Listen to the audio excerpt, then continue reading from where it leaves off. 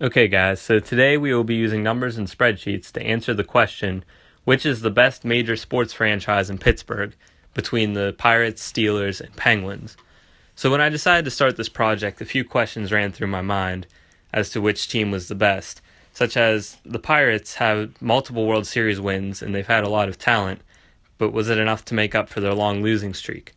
And the Steelers, they've been great in recent history, but the NFL has been around much longer than just the Super Bowl era, and the Steelers did not have much success before the Super Bowl era. The Penguins also, they've had many bad years and were even faced with the threat of relocation, but they turned it all around.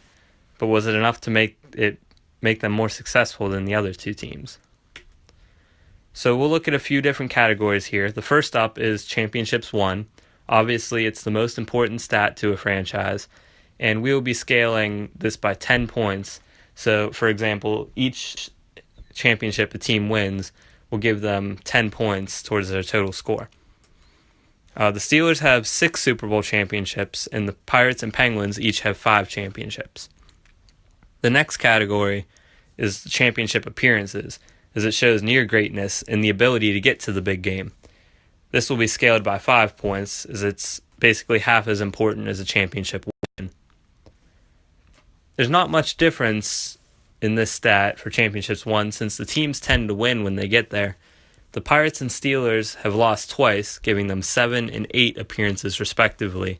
The Penguins have lost 1 Cup Series, giving them a total of 6 Stanley Cup appearances. Next up, we have division championships.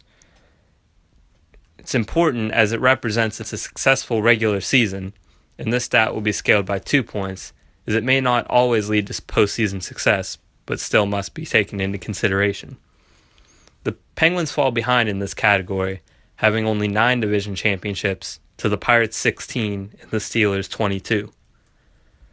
Also, we have playoff wins. It's important to take note here that playoff wins doesn't just mean single game wins. It means playoff series victories.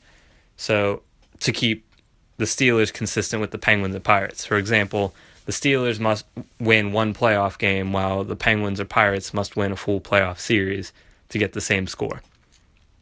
And it's very important as it shows the team's ability to have postseason success, and it will be scaled by a factor of 0.5. The Penguins and Steelers remain relatively close here with 39 and 36, while the Pirates lag behind significantly with only 8 playoff victories.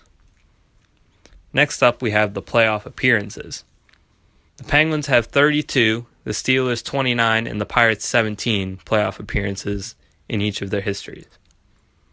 Next up is total games above 500, which you take the team's total wins in their history and subtract away their total losses, and it'll come up with their total games above 500.